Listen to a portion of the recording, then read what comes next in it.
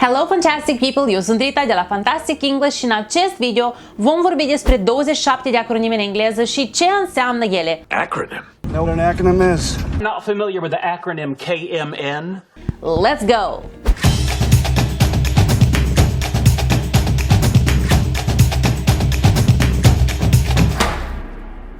Mai mult sau mai puțin, noi toți folosim acronime și abrevieri. Dacă nu prea le folosești în engleză, atunci cu siguranță le-ai întâlnit undeva. Și poate te întrebai, what the heck is LOL or IMHO? Are those words? Pentru că ați cerut, eu am strâns o listă cu 27 cel mai des utilizate acronime și o să-ți spun ce înseamnă ele și cum poți să le folosești. Let's get it started. Number 1, LOL. You responded LOL. Wait.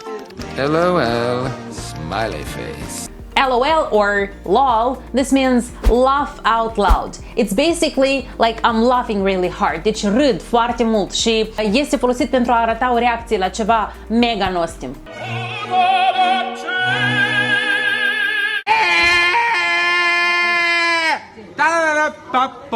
Number 2, LMAO e similar în sens cu LOL pentru că LMAO înseamnă laughing my ass off.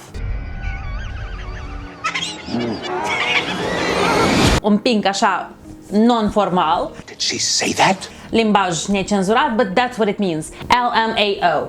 Laughing my ass off. O să-l folosești într-un chat, de exemplu, în formă scrisă, când ți-a spus cineva, fie o glumă, fie informații care te-a făcut să râzi și tu râzi sau tu vrei să dai reacții că râzi și vei scrie LOL or LMAO. Dar noi cu toții știm că cei care scriu LOL au o față de genul ăsta. LOL. LOL. You know, not laughing at all. 3. OMG. Cred că știi ce înseamnă asta, like, oh my god. Kaylee Hooper, OMG. OMG. Folosit să arăți că ești surprins de ceva sau șocat, like, oh my god. Dar știi ce înseamnă ZOMG? I have no clue. Da, este și ZOMG. ZOMG folosești ca să spui că ești cu adevărat șocat, adică cumva este mai amplificat decât OMG. Number 4. ASAP. Pe asta o știu și eu de vreo 12-15 ani, pe timpurile când exista Yahoo Messenger și ICQ. Dacă n-ați prins timpurile celea, nu scrieți vă rog în comentarii că sunt bătrână, că da, mă, sunt bătrână. ASAP înseamnă as soon as possible. Call me immediately. That means ASAP. She wanted me home ASAP. I want you out of here ASAP. Cât de repede posibil. Se folosește foarte des în limbajul cu când scrii un email, deci aștept de la tine răspuns la această întrebare as soon as possible, ASAP. Și folosit să arăți că e urgentă întrebarea. Number 5, BRB. BRB means be right back. Și o folosești când, de exemplu, vorbești cu cineva și spui că uite, eu ies pe 5 minute sau merg 3 minute la baie și mă întorc. BRB. Okay. I'll BRB. BRB. That's short for be right back. Și ca să nu-i dai toate detaliile date, repede scrii BRB și asta înseamnă că te întorci curând. Dacă vrei să termini o conversație, vei scrie CUL sau CYL, ceea ce înseamnă see you later. Sunt două varietăți. Cel mai des se folosește CUL, anumit cu U, pentru că pronumele personal tu, adică you, în abreviere așa și se scrie, pur și simplu litera U. Deci, what are you doing? Ați scris așa, what are you doing? Se referă la tine, you. Prescurtat, asta înseamnă you. 7. NP. NP means no problem. Okie dokie. No problemo. Not a problem. 8. ROFL. This one is similar to 1 and 2. This means rolling on the floor laughing.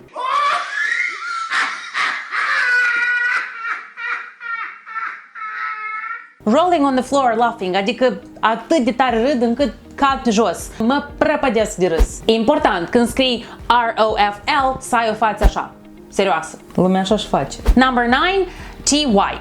Asta, sincer, era nouă și pentru mine. TY este abreviere de la thank you. Are you serious? Iată, îți pare că e prea mult timp pierdut pentru ca să scrii thank you, pui TY. Nu mă întrebați dacă e normal, nu e normal. Știți, oamenii care scriu TY în loc de thank you pe lung sunt din aceeași categorie cu oamenii care scriu în loc de OK, K. All will suffer. All will burn. Ia ca serios. Răspundeți-mi, rog, la întrebarea dată, cei care scriu K în loc de OK. Ce ați făcut voi cu tot timpul ăsta pe care voi l-ați câștigat cât nu ați scris litera O și ați scris pur și simplu K? Ce ați făcut în tot timpul ăsta economisit? I'm saving so much time. Like, really? Eu înțeleg celelalte, dar K în loc de OK? My God. Your world will burn. I don't want to live on this planet anymore. Number 10, YW. Din aceeași categorie cu TY, YW înseamnă you're welcome. You're welcome. You're welcome. You're welcome. Ești binevenit, cu plăcere. You're welcome. 11, WC. Nu. WC nu înseamnă ceea la ce te-ai gândit tu, pentru că folosit în limbajul online, pe social media, el înseamnă wrong conversation. Wrong conversation. Și îl folosești când cineva îți scrie un mesaj și tu îl citești și îți dai seama că nu era pentru tine sau persoana probabil a greșit, trebuia să-l trimită alte persoane. Oops. Respectiv îi scrii înapoi, WC, wrong conversation. Sau invers, tu ai scris un mesaj și după ce l-ai trimis îți dai seama că nu l-ai trimis în chatul în care trebuie, da? Mie mi s-a întâmplat, eu sigur că știți s-a întâmplat. Respectiv pui după aia, WC, wrong conversation. Dar dacă persoana nu știe ce înseamnă asta, o să crede că ți-ai ieșit din minți și tu scrii WC, abrevierea la WC. Number 12, IDK. This means I don't know. I don't know. Nu știu. IDK. What's that mean? I don't know. 13, BF. BF means boyfriend, iubit sau prieten. Apropo, BF înseamnă boyfriend, dar 14, BFF, deci double F, înseamnă best friends forever. Neuromod is your BFF. Odd Packer and I are total BFF. Ooh, Dave. Sounds like Leonard's got a new BFF. Și din aceeași categorie, 15, we have GF. GF means, of course, girlfriend. This is Anna. I'm his girlfriend. She's my girlfriend. She's the new GF. Big time.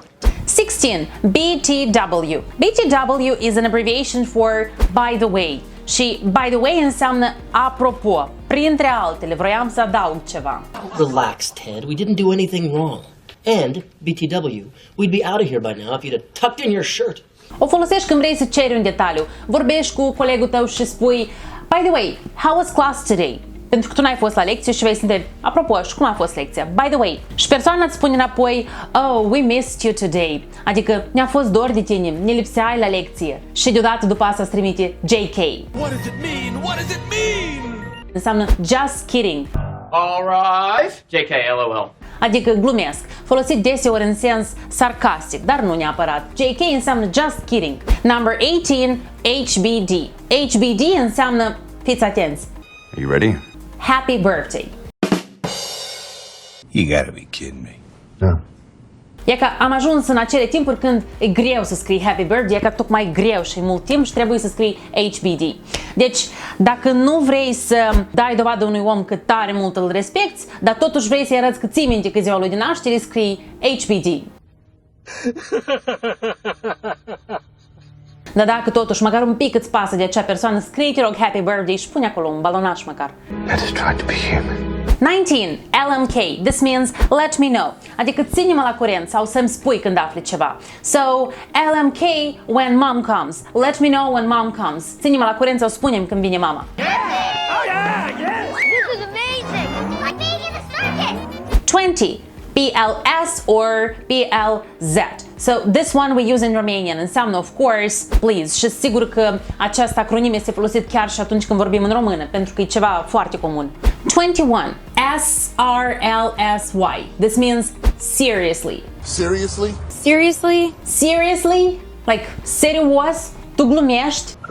No, I don't. Acest seriously poți să folosești atât în context pozitiv cât și negativ. De exemplu, îmi scrie cineva în comentarii că a luat 10 la engleză după ce a privit un video cu mine. I'm like, seriously? Mă bucur, da? Seriously? Sau cineva îmi scrie că Rita, tu vorbești mult prea repede, vorbești, te rog, mult mai încet. I'm like, seriously? Nu-i conotație negativă, dar cumva, tu serios? Serios? Eu vorbesc repede? You talking to me? Well, I'm the only one here. Tu vrei să spui că eu vorbesc repede? Voi n-ați văzut oameni care vorbesc repede. Puneți la viteza 0,75 cei care au problema dată, ok?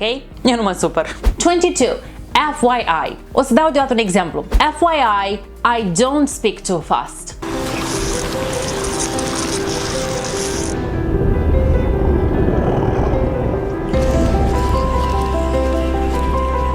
FYI înseamnă for your information, adică îți aduc la cunoștință sau să știi.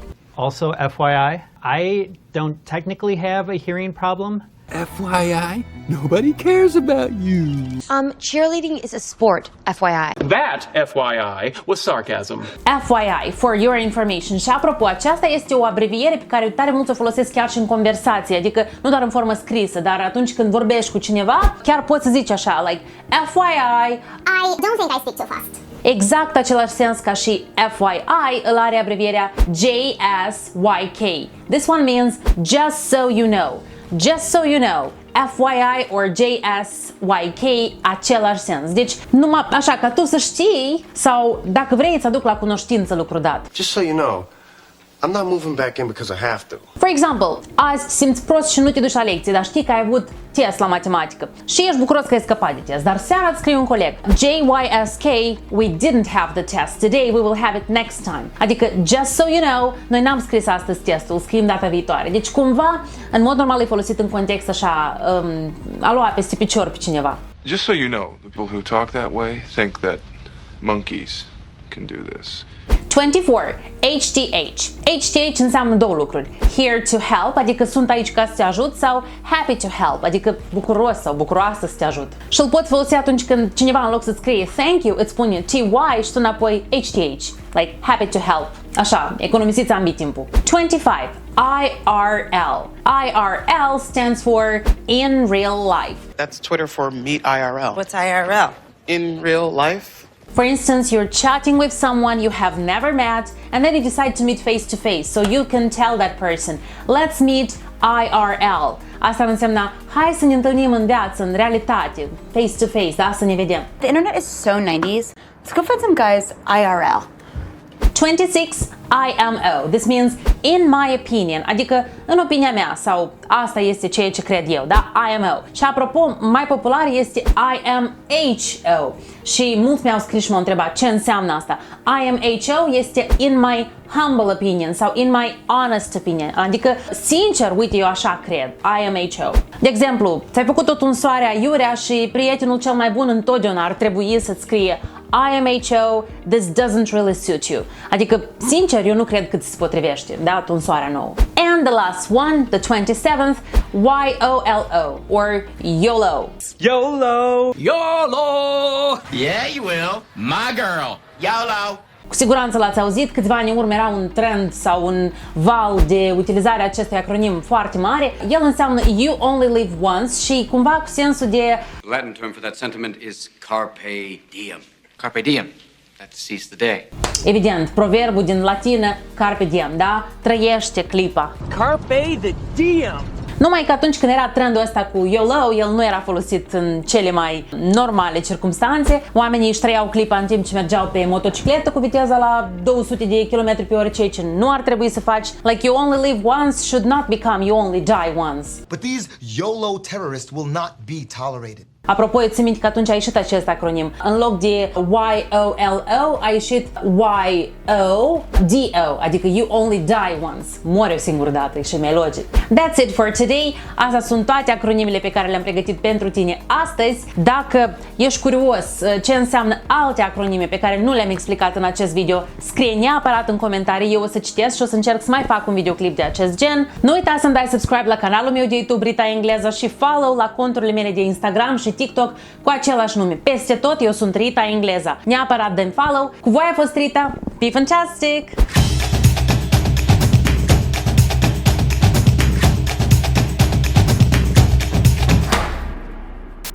Nu, încă o dată. Hai cu 22 încă o dată. FYI, your neighbor is growing weed on the roof. Doamne, I should get a life. I know friends too well.